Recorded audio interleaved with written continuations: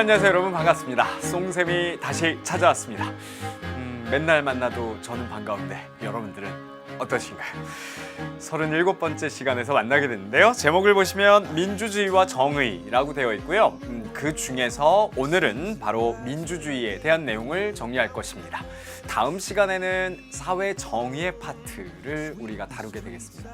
결국 이 단어는요, 민주주의와 정의, 사회 정의에 대해서 다루고 있는데 제가 누누이 얘기하지만 윤리와 사상이라는 교과뿐만이 아니라 우리 고등교과는 궁극적 목표를 학생들을 민주시민으로 양성시키는 것을 목적으로 삼고 있습니다.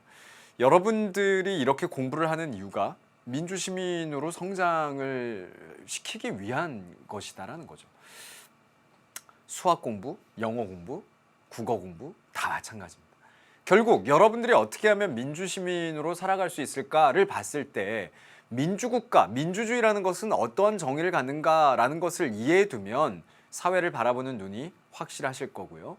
만일 문제가 있는 부분이 있다면 의구심을 갖고 또 문제의식을 바탕으로 고치려고 노력을 할 수 있겠죠. 그런 면에서 우리 사회사상이라는 건 어떠한 역할을 갖는다? 해석하고 규범적이며 실천적인 역할을 갖는다라고 지난 시간에 공부했었습니다. 간략하게 지난 시간 복습까지 했고요. 이런 면들을 바탕으로 오늘 우리는 민주주의에 대해서 자세하게 정리를 해보려고 합니다. 자, 교재는 188페이지인데요. 이제 몇 강 안 남았으니까 저와 함께 끝까지 완주를 해주시기 바라겠고요. 이번 시간 이것만은 꼭 제시하면서 출발해 보도록 하겠습니다. 자, 첫 번째입니다. 민주주의의 특징이에요. 민주주의가 어떤 특징을 갖고 있느냐, 데모크라시라고 표현을 하는데요. 데모스와 크라토스의 결합어잖아요. 그러면 권력을 국민이 갖는다라는 표현인데, 그런 면에서 이 민주주의와 민본주의를 비교해야 되고요. 민주주의와 민본주의라는 걸 비교함으로써 결국엔 과거의 그 민본주의의 특징, 그 다음에 맹자의 왕도정치, 민본주의 사상과 민주주의 이런 것들을 비교함으로써 올바른 민주주의의 길을 우리가 공부해보는 것이 최종적인 목표라고 할 수 있습니다.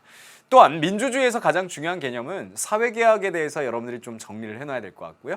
홉스와 로크의 사회계약서를 비교하는 작업도 한번 해보려고 합니다. 자, 그럼 본격적으로 우리 교재 188페이지에 나와 있는 내용을 자세하게 정리해드리도록 하죠. 오늘 첫 번째 등장시킬 인물은요, 우리가 예전에 동양 철학에서 만났던 사람인데요. 멍즈, 그죠? 맹자입니다. 맹자의 사상의 가장 핵심, 맹자는 전국시대에 살면서 공자의 사상을 바탕으로 올바른 정치관을 구현하고 싶었던 사상가죠. 기억을 되짚어보면 공자의 사상을 공자가 세상을 어떻게 살아가야 되는지 개인의 내면의 도덕성으로 주목해서 이야기를 했다면, 맹자는 사회 구조적인 문제에 접근을 했었고, 맹자가 이야기했던 핵심은 결국엔 사람이 측은한 마음을 바탕으로 정치를 하면 가장 선한 정치가 이루어질 것이다 라는 거예요. 그런 면에서 맹자를 우리가 주목했던 이유는 오늘날에도 맹자의 이야기가 살아 숨쉬고 있다는 거죠. 좋은 정치가 좋은 정치인, 정치꾼이 되면 안 될 것 같은데요. 이런 정치를 하는 사람들은 결국 측은한 마음, 인간의 선한 마음이다라는 걸 바탕으로 백성들을 대하면 된다는 거죠. 백성들이 힘들어합니다. 항산이 없어서 항심을 가질 수가 없대요. 그러면 어떻게 하면 돼요? 항산을 줄 수 있도록 국가가 적극적으로 노력하면 된다는 게 맹자의 주장입니다. 결론적으로 맹자가 이야기하는 것의 왕도 정치라는 것은 백성을 향해 있는 거죠. 그래서 민본주의라는 게 맹자에게 굉장히 중요한 가치를 갖습니다. 자, 우리 교재에 보면 이 민본주의를 설명하면서 맹자의 이야기를 꺼내고 있는데요. 맹자의 사상 꼭 기억을 해주시고, 맹자의 영향을 받아서 등장한 사람들 참 많습니다. 가슴에 항상 맹자를 품고 민본주의 역성혁명이라는 가치로 새로운 시대를 열었던 사상가도 있었죠. 조선의 누굽니까? 정도전. 그죠? 얼마 전에 재밌는 드라마기도 했었는데요. 그 다음에 또 맹자의 이러한 민본주의적 사상을 바탕으로 목민과는 백성을 향해야 된다라고 한 책을 쓰기까지 했죠. 그게 바로 목민심서라는 책인데요. 정약용, 공교롭게 정도전, 정약용, 정씨들인데 이러한 사상가들도 다 그것을 뒷받침하는 민본주의를 주장하고 있다. 그래서 오늘 첫 번째 주제는 바로 민본주의에 대한 정의입니다. 자, 민본주의가 뭡니까? 백성이 나라의 근본이니 근본이 튼튼해야 나라가 평안하다라는 개념이고요. 그런 걸 우리는 애민과 위민이라고 표현을 합니다. 백성을 위하고 백성과 더불어서. 그래서 우리가 항상 동고동락, 그래서 애민동락이라고 표현하기도 하고요. 민본주의의 특성이라는 건 국가는 가족 공동체가 확장된 것으로 군주의 일은 가장이 가족을 보살피는 것과 같다라고 표현하고 있어요. 국가는 인륜을 가장 적절히 담보해내는 기구이자 장이다라고 얘기를 하고 있네요. 그러면 근본이 뭐다? 국민이다. 그리고 백성이다. 요 포인트 잘 여러분들이 정리해 놓으십시오. 국민과 백성이 가장 중하다라는 거예요. 이 중하다라는 것은 중요하기도 하고 무겁기도 하다라는 거죠. 그래서 맹자의 양해왕 장구 상편 이런 데 읽어보면 뭐가 나옵니까? 그래요. 민, 귀, 군, 경이라고 합니다. 민귀군경. 이게 저의 기억 속에는 2011년 교수신문이 발표했던 사자성어이기도 했는데요. 앞에 붙어 있었죠. 희망사자성어였습니다. 민귀군경을 희망한다라는 말은 결국 그 반대편으로 대한민국을 교수신문이 진단하고 있었다라고 볼 수 있는데요. 민귀군경은 맹자에게서 갖고 온 말이죠. 맹자의 맹자라는 책에 등장하는 민귀군경의 뜻은 뭡니까? 민, 백성이 가장 귀하고 군주는 가벼우니라 라는 표현이에요. 그러면 뭐가 제일 중요하다? 국민이 중요하다. 백성이 중요하다. 가장 많이 바라봐야 될 곳은 백성의 목소리와 백성들의 얼굴, 그들의 삶. 그죠? 그게 바로 민귀군경이고 그것을 우리는 민본주의라고 표현을 한다는 거죠. 어렵지 않습니다. 첫 번째, 천면사상이 등장하는데 천명사상이라는 건 하늘이 명을 줬다라는 거예요. 심지어 그 명은 목숨이기도 합니다. 그래서 유교사상은 순자를 제외하고는 우리가 공부했던 순자를 제외하고는 전부 다 이 천명사상이라는 걸 바탕으로 하고 있어요. 그러면 여기에서의 하늘은 어떤 하늘이죠? 옆에다 살짝 써드리면요. 옆에다 살짝 써드리면 여기에서의 하늘은 무슨 하늘이에요? 인격천이고 도덕천이고 종교적 천입니다. 하늘이 모든 것을 주었다라고 하죠. 그래서 인간이 그것을 풍부받았다라고 하는데요. 뭘 품에 받았다라는 거예요? 그렇죠. 인간의 착한 본성을. 근데 그것을 어디가 줬다? 하늘이 주었다라는 거예요. 그래서 하늘이 인간의 착한 본성을 주었기 때문에 천명사상이라고 합니다. 천명사상에 기반을 두고 있는 사람이 공자, 그리고 공자의 제작격이 되는 맹자까지 가죠. 그래서 들어가 보면 국가는 덕을 소유한 자에게 하늘의 명에 의해 주어진다라고 보았다라는 거죠. 그게 이제 어디로 연결이 되느냐? 덕치사상으로 가는 거예요. 덕치사상은 뭐죠? 도덕에 의한 교화에다 동그라미. 그래서 사람의 마음에 감동을 주어서 덕으로 다스리는 것을 덕치라고 합니다. 덕치의 반대편에는 예를 들면 외적 규제인 순자의 예치나 아니면 법치 이런 것들이 있겠죠. 자, 강력한 법으로 다스립니다. 그러면 사람들이 지킬 수 있어요. 강력한 형법 그리고 강력한 벌금제도, 가까운 나라 싱가포르 같은 경우에는 이런 강력한 벌금제도 이런 것들을 바탕으로 아주 국가를 잘 운영한다라는 평가를 하기도 합니다. 물론 사람의 마음을 얻는 건 더 중요합니다. 그러니까 나라를 다스리는데 법도 중요하지만 사랑의 마음에 감동을 주어서 바꾸는 거 매우 중요하지 않습니까? 선생님이요, 어느 날 이렇게 학교에서 이렇게 퇴근을 하는데 학생이 막 외출을 하더라고요. 선생님이 있는 학교가 이제 기숙사 학교가지고 어디 가니 이렇게 했더니 저기 병원에 가는데 막 어렵게 막 가고 있어요. 선생님 학교가 산골짜기에 이렇게 있어가지고 태워줄까 그래가지고 이렇게 이제 병원 가는 데까지 태워줬습니다. 근데 학생이 선생님한테 이제 선생님이 주로 학생들 애국조회 같은 거 있잖아요. 학생들 딱 모이면 거기에서 막 이렇게 해가지고 학생 자치활동 뭐 전달할 거 전달하고 막 이런 거에 학생회 지도교사 이런 것들을 오랫동안 해왔어요. 그런 관심이 많아서 학생 민주적 자치활동 이런 거에 관심이 많거든요. 근데 선생님 아니 이제 수업을 안 들어가니까 물어봤더니 안 돼요. 그래서 어떻게 아니? 그랬더니 선생님이 이제 맨날 막 나와가지고 학생들한테 막 이런저런 얘기하니까. 근데 이 학생의 말에 굉장히 제가 많은 걸 느꼈습니다. 뭐라고 이 학생이 대답을 했냐면 우리 학교가 좋대요. 왜 좋아? 그랬더니 선생님이 애국조회 같은 거 할 때 이렇게 앞에 나와가지고 막 학생들한테 야 똑바로 안 서! 너 이제 뭐 어쩌고저쩌고 이러는 게 아니라 좋은 말로 이렇게 샥 해가지고 줄을 세우고 그 다음에 막 이렇게 하는 게 좋은데 이러면 예쁜데 해가지고 학생들이 그게 너무 좋다라는 거예요. 그러면서 많은 걸 느꼈어요. 아, 사람은 막 선생님이 학생들한테 막 이렇게 강력하게 얘기하고 막 규정 들이대고 이런 것도 좋지만 사람의 마음을 움직이고 감동을 주고 충분히 그런 걸로 학생들을 이끌어 나갈 수 있구나라는 걸 버리지 말자. 한때는 버리고 싶을 때도 있었는데 그래서 덕치라는 건 사람의 마음을 얻는 거고 아주 알맹이인 건 거죠. 법치라는 것도 필요합니다. 예치도 필요하죠. 그러나 덕치만한 건 없을 겁니다. 물론 덕치는 시간이 오래 걸리고 많은 노력이 필요하며 인풋에 의한 아웃풋이 쉽게 안 나올 수도 있어요. 그렇지만 해야 합니다. 사람의 마음을 얻는 게 가장 알맹이니까요. 그래서 덕치라는 건 뭐예요? 백성들에게 솔선수범을 보여주고 내가 너희들을 너무 사랑하고 있고 담임 선생님으로서 학생들에게 나는 너네들한테 이렇게 해주고 싶어 너무 사랑해 하면 따라온다라는 거예요. 백성들은. 그게 덕치입니다. 자, 그런데 맹자의 왕도 정치라는 건 이러한 사상을 기반으로 해서 등장을 합니다. 그래서 맹자의 왕도 정치는 뭐라고 표현하느냐? 민생을 안정시키고 여기 옆에 써야 될 게 있어요. 항산과 항심 떠오르시죠. 자, 항산은 뭐예요? 일정한 생업. 항심은 도덕성. 그러니까 도덕성이 있으려면 항산을 주어야 된다. 오늘날로 얘기하면 최저생계 유지비 이런 것들이죠.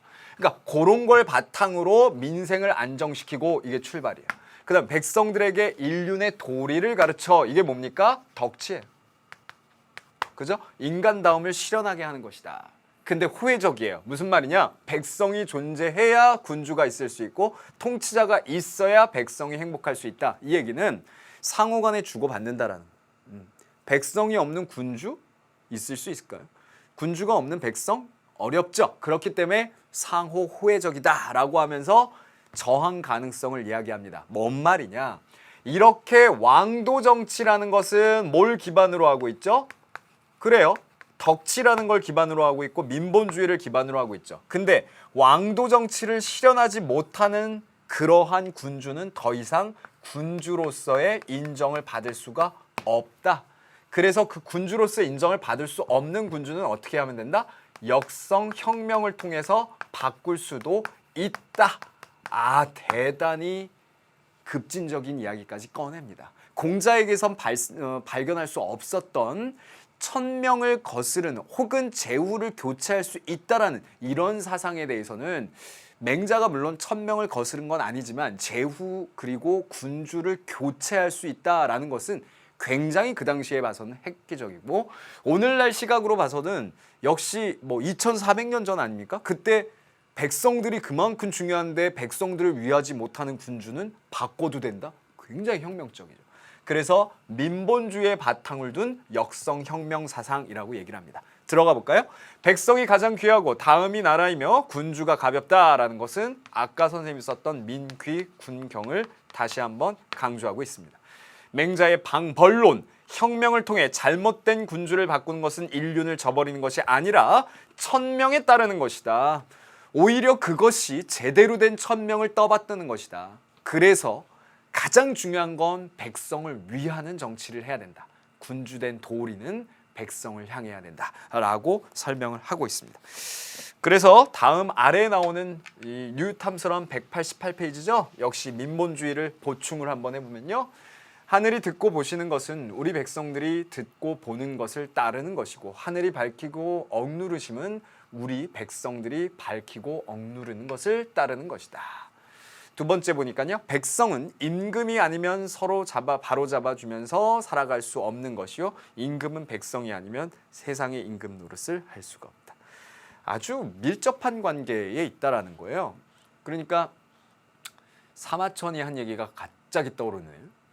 가장 나쁜 군주, 정치가, 통치인은 백성과 싸우는 사람이다.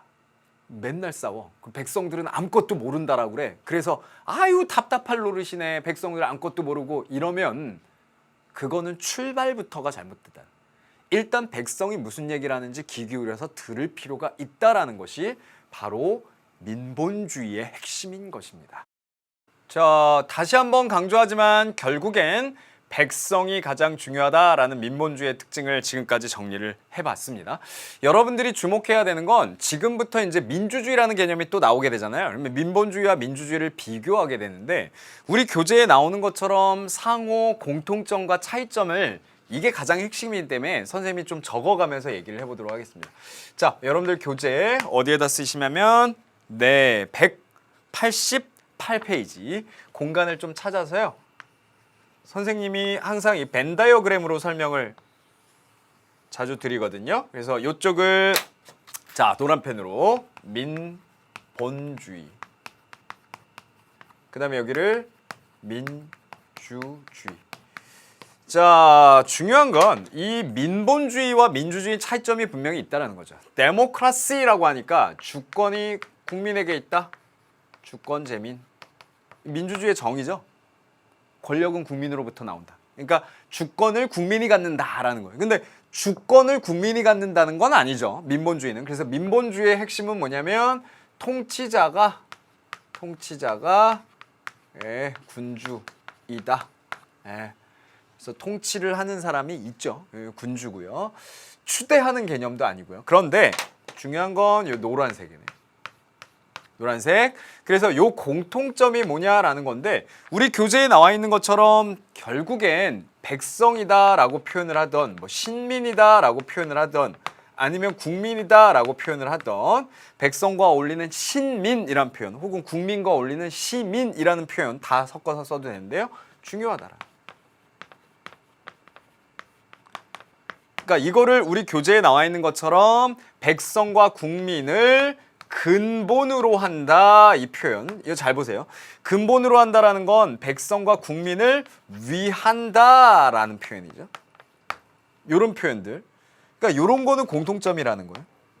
그래서 교재에 나와 있는 정치의 근간을 국민과 백성에 두고 있다. 그런 표현으로 봤을 땐 지금 우리가 왜 과거의 민본주의라는 걸 먼저 건드려서 공부를 하고 맹자가 왜 이렇게 뭐 민본이 중요하다, 왕도 정치는 무엇이다, 심지어는 역성혁명을 일으킬 수도 있다 이런 개념들을 왜 얘기했는지는 결국 민주주의로 우리가 갈 건데요. 오늘날 국가는 이제 민본주의적인 국가라기보다는 민주주의적인 국가니까.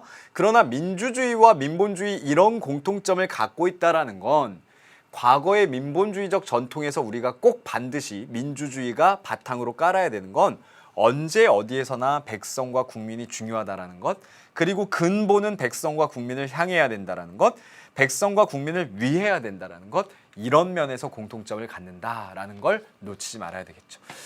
자, 그러면은 우리 교재에 그 표로 정리되어 있는 거 잠깐 언급하고 요거 비슷한 얘기니까요. 넘어가 보도록 하죠. 민본주의는 주권은 군주가 있죠. 주권 자체는 군주가 갖는 거지 국민이 갖는 건 아닙니다. 백성이 갖는 건. 그래서 문제를 푸는데 백성이 주권을 갖는다 이러면 안 돼요. 그 다음에 민주주의는 국민이 갖는 거죠. 주권 재민이니까. 강점은 통치자의 인격과 도덕성을 중시하고 개인의 자유와 권리를 중시하는 것.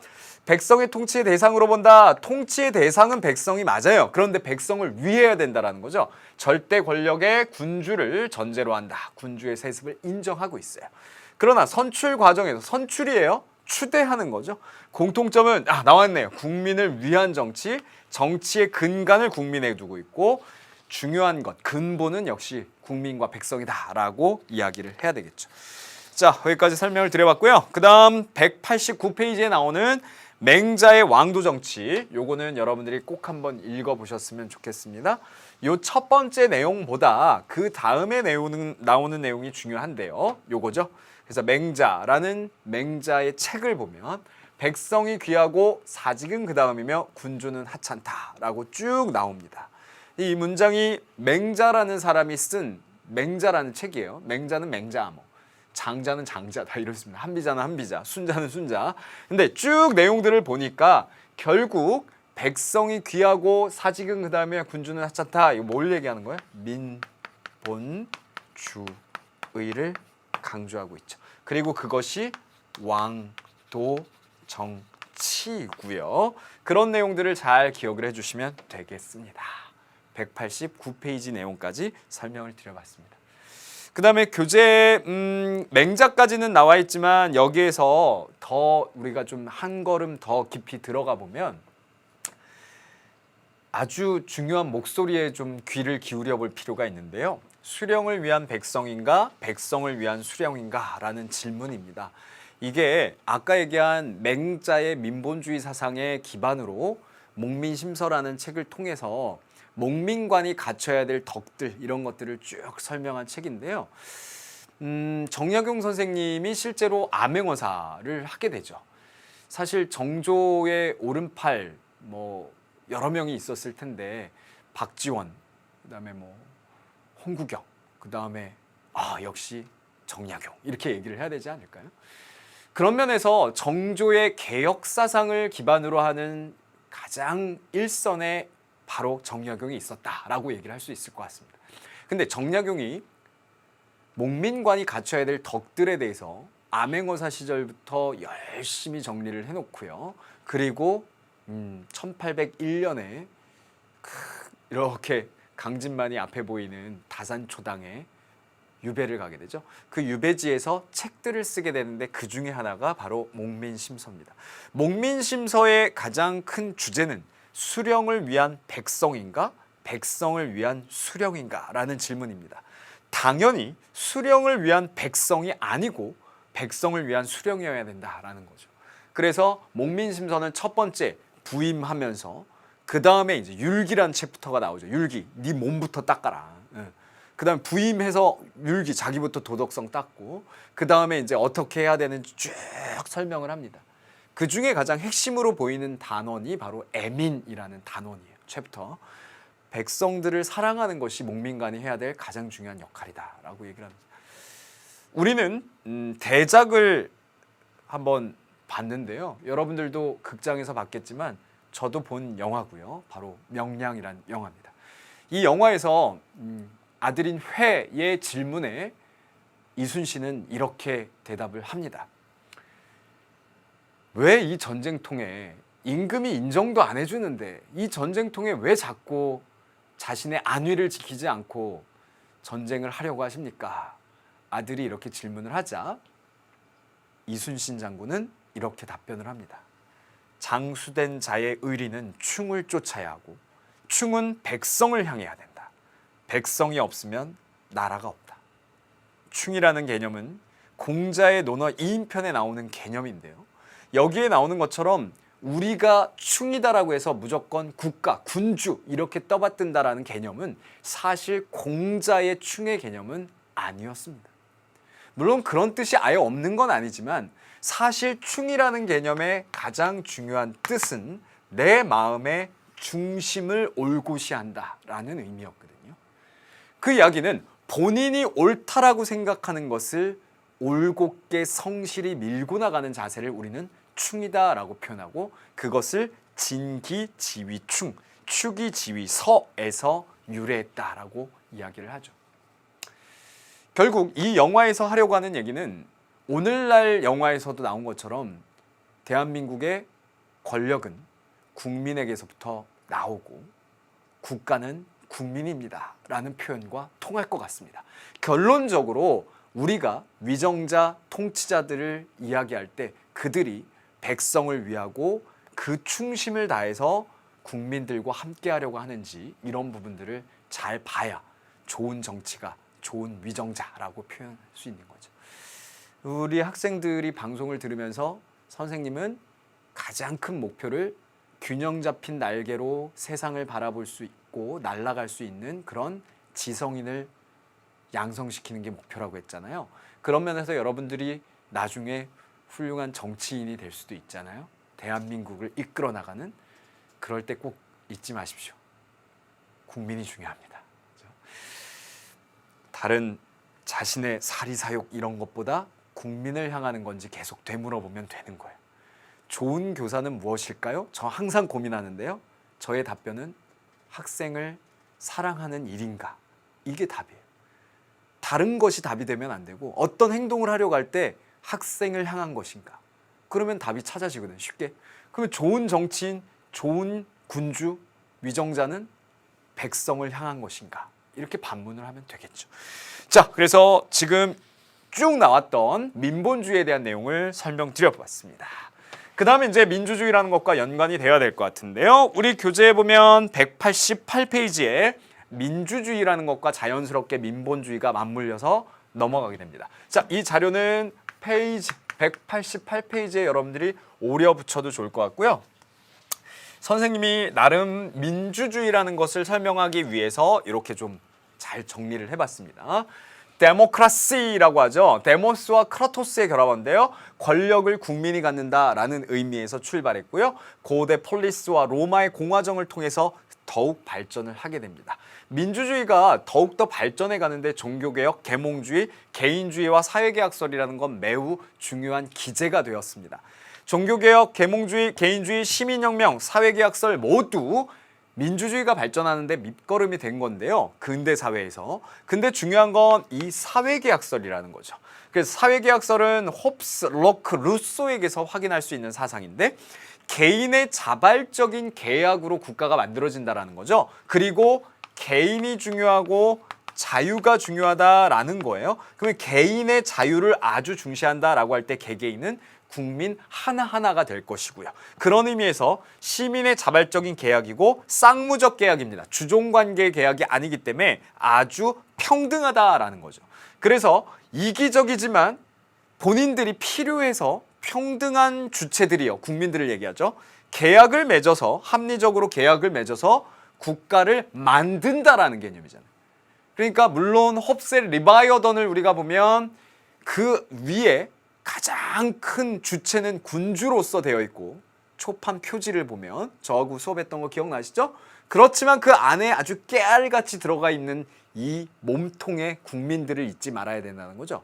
누가 만들어줬다는 거? 국민들이. 그게 이 민주주의의 핵심이고요. 사회계약설이 그래서 근간이 되었다라고 평가를 하는 것이죠. 자, 우리가 사회계약설 논자하면 대표적으로 이 세 사람을 얘기합니다.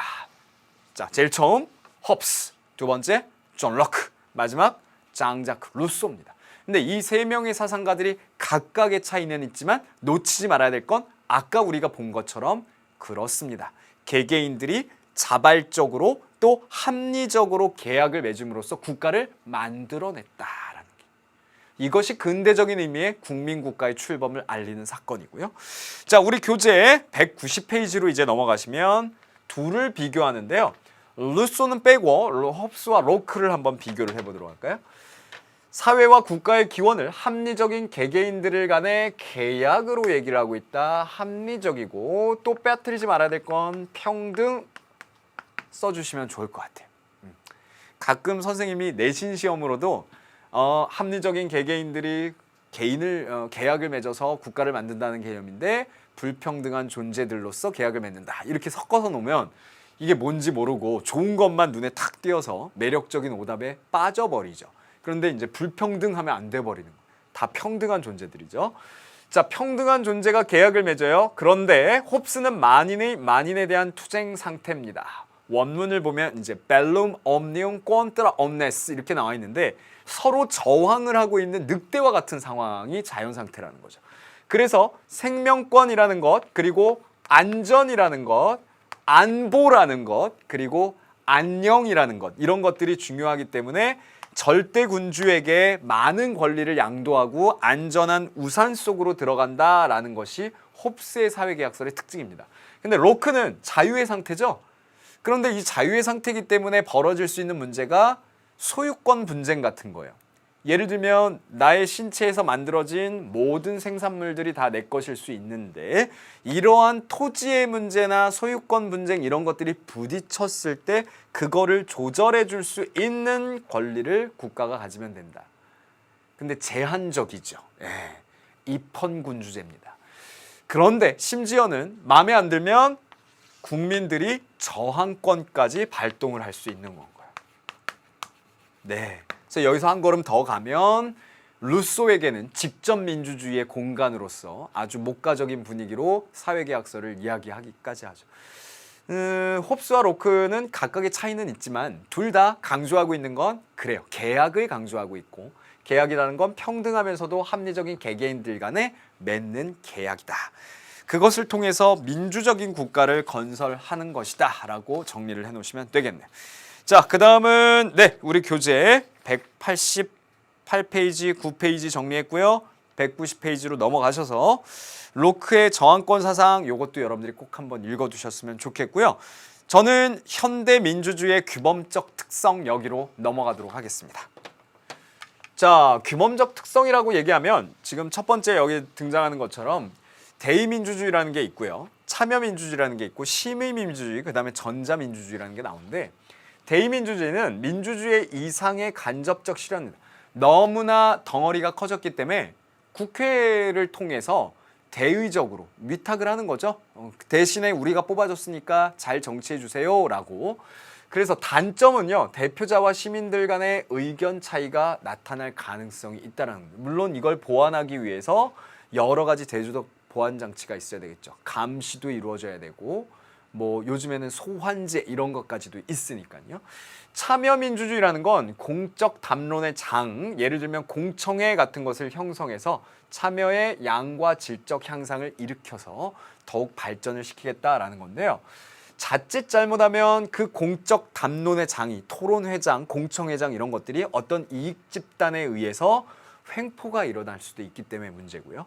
시민민주주의라는 건 국가정책에 대한 시민들의 이해 증진, 정책 결정 및 수행의 정당성을 확보하는 것인데, 문제는 시민들의 합리적 합의 능력이 부족 가능성이 있다는.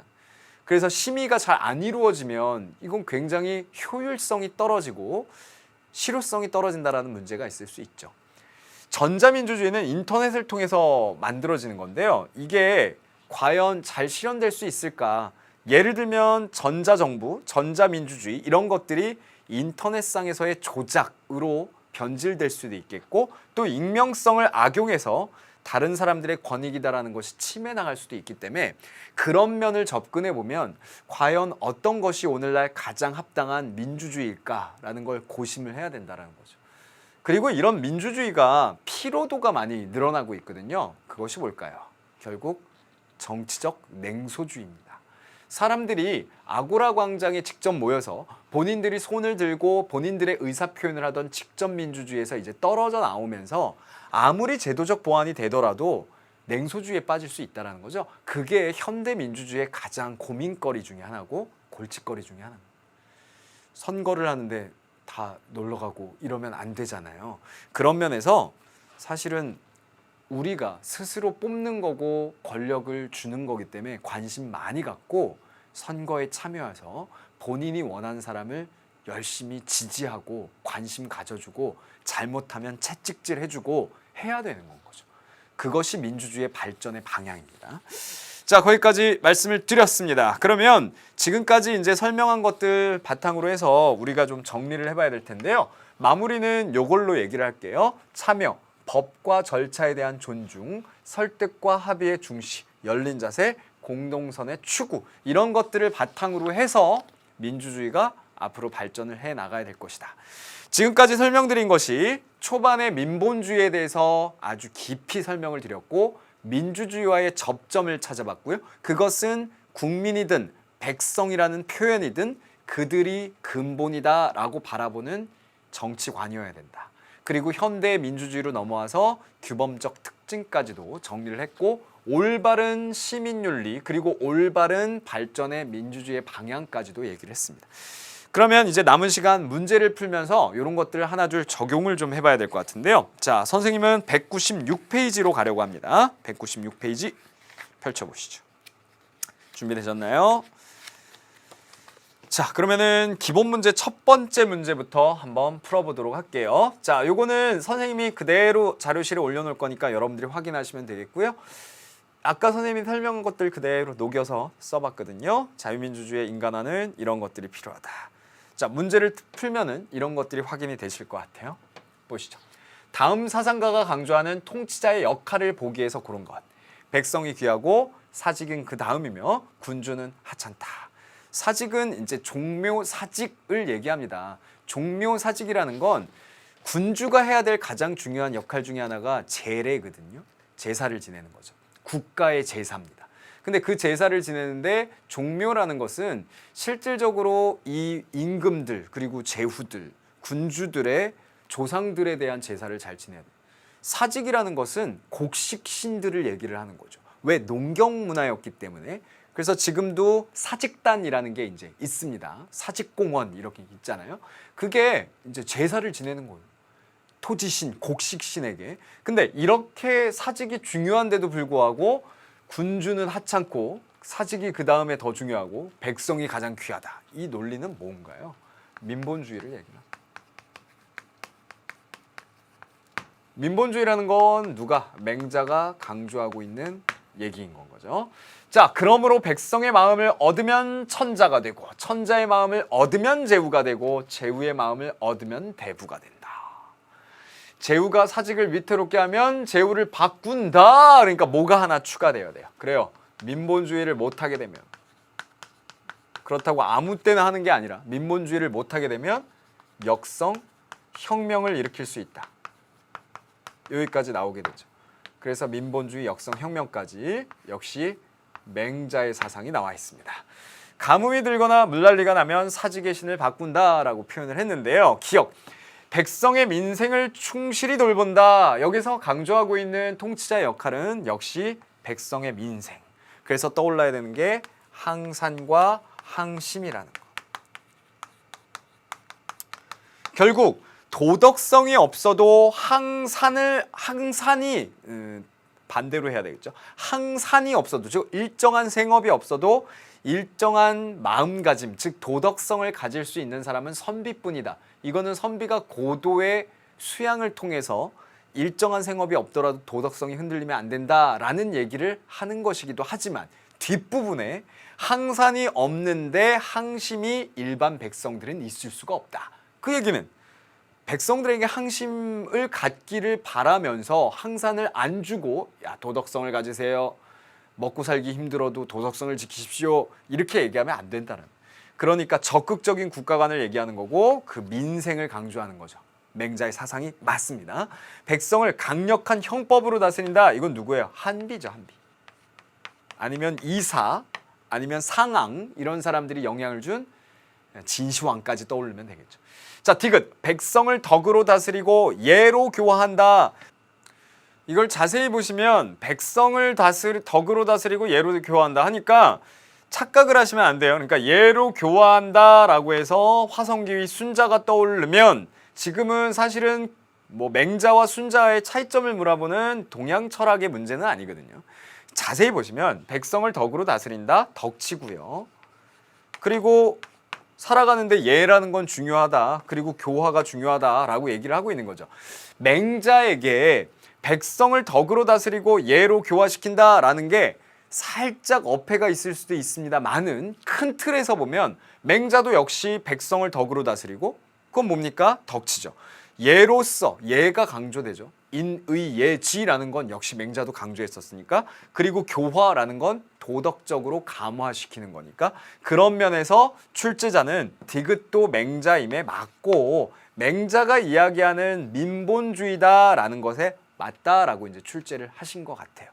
그러나 선생님이 만약에 디귿을 살짝 고친다면 예로서 교화시킨다라는 표현보다는 맹자에게 걸맞는 측은의 정치라는 걸 솔선수범을 강조한다. 뭐 이런 식으로 하면 더 완벽한 문장이 될 수 있을 것 같은데 디귿은 틀리다라고 볼 수는 없겠습니다. 전반적인 유가 사상가들의 다 키워드들이 담겨 있기 때문에 그래서 디귿 맞는 걸로 보고요. 그 다음 리을 틀렸죠. 어디가 틀렸냐? 백성들이 정치에 적극적으로 참여할 수 있도록 한다. 그 백성들이 참여한다라는 건 뭐예요? 민주주의를 얘기를 하는 거지. 여기에서는 민본주의죠. 민본주의라는 건 백성을 향해야 된다라는 거지. 주권 재민이고 백성들이 정치에 적극적으로 참여하는 참여 민주주의를 얘기하는 건 아닙니다. 그래서 고르시는 건 기역과 디귿을 고르시면 되겠습니다. 자, 2번 문제 백성이 존재해야 군주가 있으며 아까 우리가 정리했던 개념이죠. 뭐라고 쓰시면 돼요? 호혜성. 의 원리라고 쓰시면 돼요. 그래서 백성과 군주는 상호 의존적이다라는 걸 얘기하는 거고요. 3번 민주주의 사회에서 시민으로서의 역할로 옳지 않은 건 너무 쉬운 문제인데 간단하게 해결해 드리죠.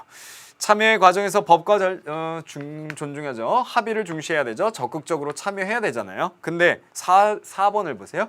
공동체의 발전보다는 오직 개인의 선에 관심을 기울여야 된다. 이건 개인의 이기주의로 전락될 수도 있는 부분이죠. 다른 사람의 의견을 잘 수용하는 태도 맞겠습니다. 4번 다음 사상가의 주장으로 옳은 것은 이라고 나와 있는데요. 정부가 해체되면 국민은 스스로 대비할 자유를 가진다.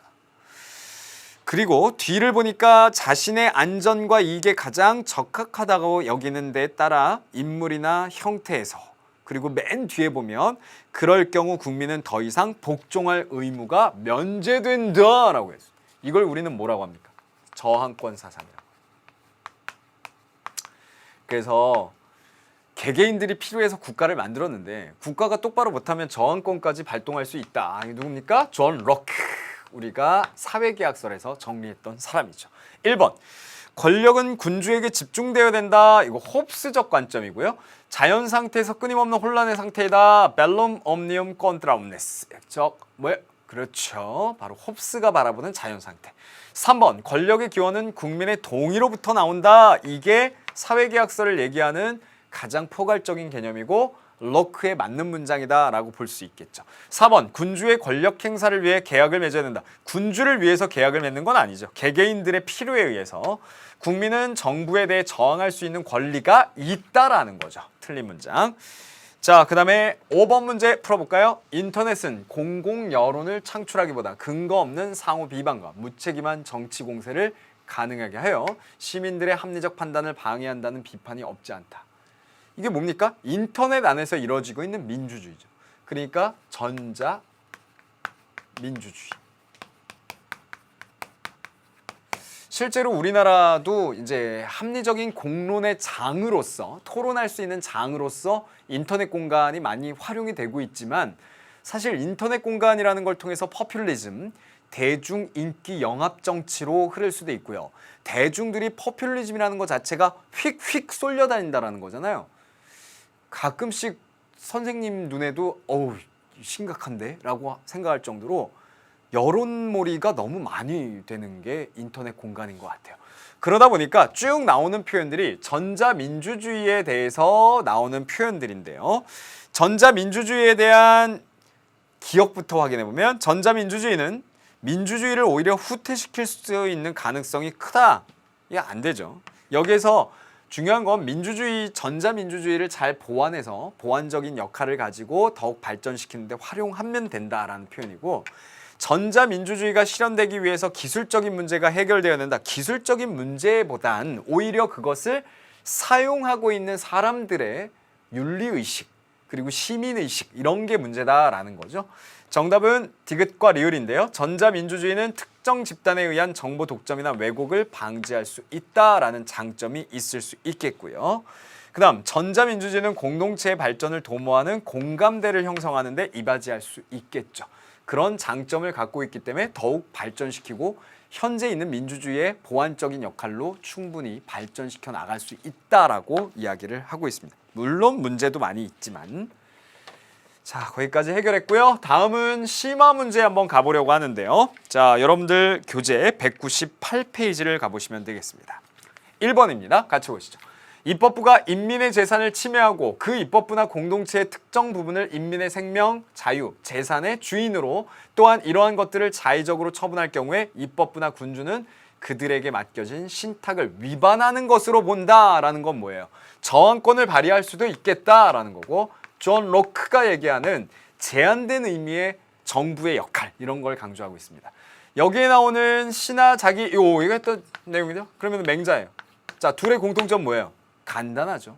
로크는 저항권, 맹자는 역성혁명. 그렇다면 마음에 안 들면 바꿀 수 있다. 그 이야기는 뭐죠? 핵심이?